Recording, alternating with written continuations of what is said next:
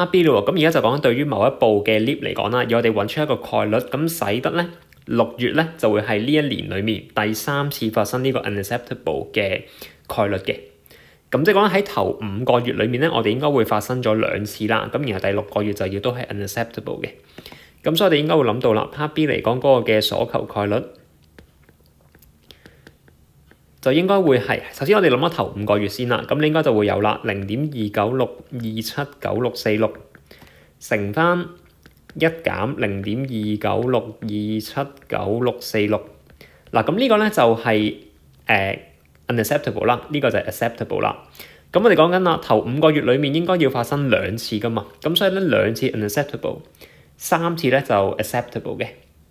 咁但係嗰2個月咧可以有自己嘅排列嘅喎，即係講緊嗰5個月裡面，我哋只係需要揀到2個月出嚟係unacceptable 就可以啦。咁所以前面有個5C2喺度嘅。咁最後咧6月都係 unacceptable 嘅喎，咁所以呢個意思咧，你撳機嗰陣就可以變翻做3次方啦。咁所以就呢度3次方嚟嘅。咁所以就撳機。咁啊0.296279646嘅3次方啦，然後咧就乘翻呢個嘅1減 unacceptable 嘅3次方，再乘翻呢個嘅5C2。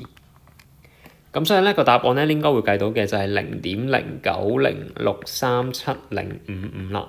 咁即係呢一個嘅0.0906，咁呢個就係 part B 嘅做法。